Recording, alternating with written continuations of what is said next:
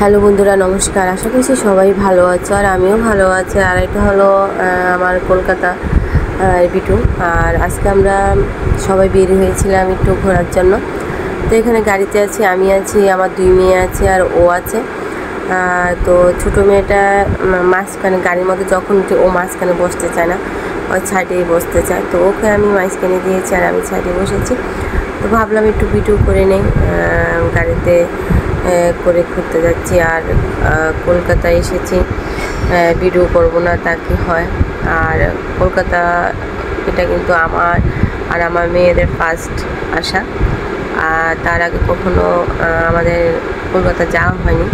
তো এবারে ফার্স্ট আসছিলাম ঈদের ছুটিতে। তো এসে আসলে ভীষণ ভালো লেগেছে। আর সবচেয়ে ভালো লেগেছে মেয়েদের খুশি দেখে। ওরা মানে ঘুরতে ভীষণ পছন্দ করে আর অনেক ভালোবাসে। আর দেখা গেছে আমাদের বাংলাদেশের তুলনায় কলকাতায় গরমটা বেশি। আর যখন আমরা বাংলাদেশ থেকে কলকাতায় আসছি তখন দেখি মানে রোদের তাপমাত্রা এত বেশি। মানে আমরা অলরেডি আমরা কতদিন ছিলাম, প্রায় 8-10 দিন ছিলাম কলকাতাতে।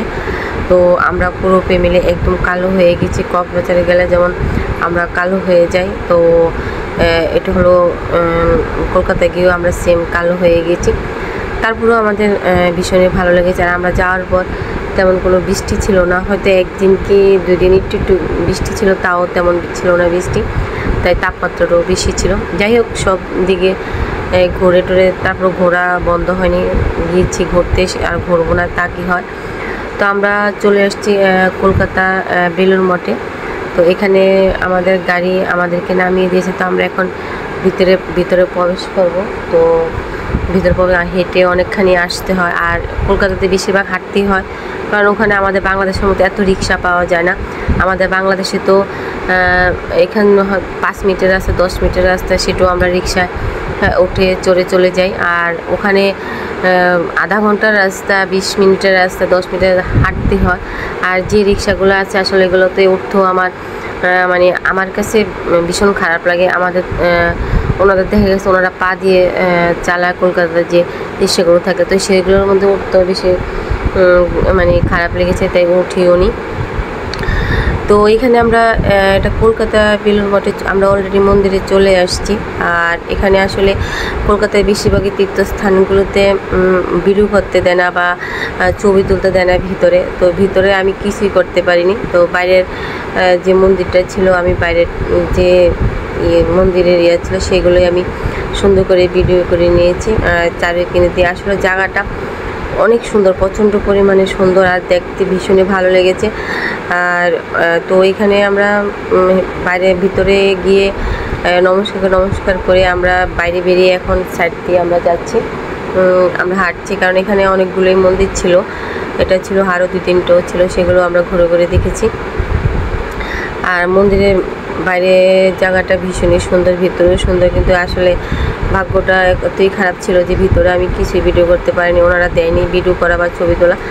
যাই হোক, হেঁটে হেঁটে আমরা গঙ্গা মায়ের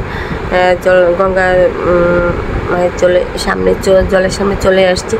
তো এখানে ও নেমে একদম গঙ্গা মায়ের জল মাথায় দিয়ে মুখ টুক ধুয়ে নিয়েছে, আমিও নেমেছিলাম। তো ও আমাদের জন্য উপরে জল নিয়ে আসছে, আমি আবার উপরে চলে আসছি আর ভিডিও করেছি। আমার বড় মেয়ে ও দাঁড়িয়েছিল, আমাদেরকে ভিডিও। যাই হোক, ওখান থেকে গঙ্গা মায়ের জলটা নিয়ে আমরা এখন চলে আসছি। তো এখানেও আমরা হাঁটতেছিলাম আর চারিদিকটা একটু ভালো করে ভিডিও করে নিলাম। সত্যি জায়গাটা অসাধারণ, আমার কাছে ভীষণই ভালো লেগেছে। তো আবার যদি কখনো যাই সেখানে আবার যাব, কারণ যতবার যাই ততবারই জায়গাটা আমার কাছে ভালো লাগে। তো আমাদের ভিতরে অলরেডি ঘোরা শেষ হয়ে গেছে।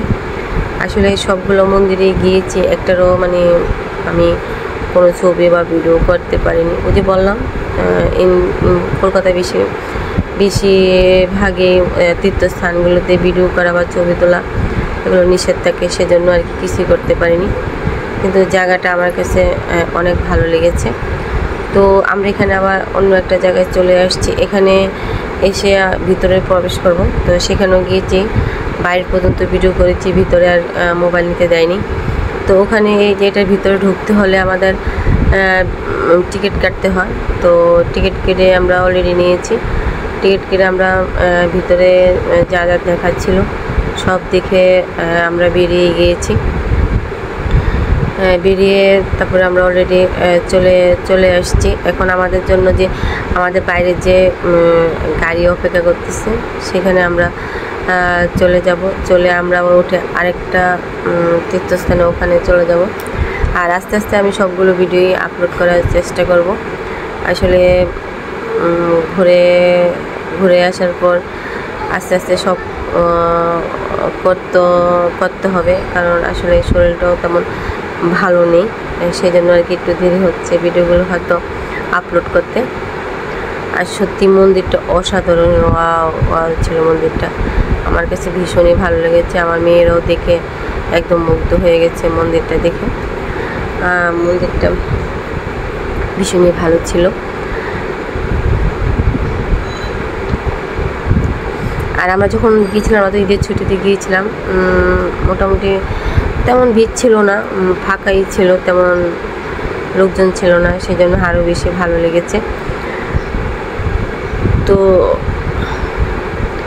এই ছিল আর কি আমার আজকের ভিডিও। কলকাতা যাওয়ার পর আমরা কয়েকটা তীর্থস্থানে ভ্রমণ করেছি, আমার কাছে ভালো লেগেছে। কালীমারও দর্শন করেছি, কালীমার দর্শন করে তো মনটা একদম ভরে গেছে। আর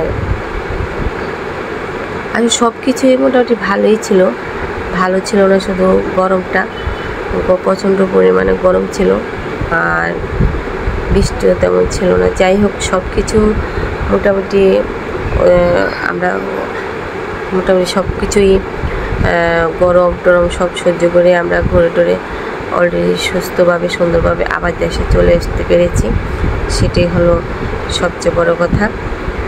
আর আমার ছোটো মেয়েটা একটু অসুস্থ হয়ে গিয়েছে দেশে আসার পর, এখন ভালো আছে, এখন মোটামুটি ওরা ভালো আছে। তো আমরা আমাদের গাড়িটা একদম মন্দিরের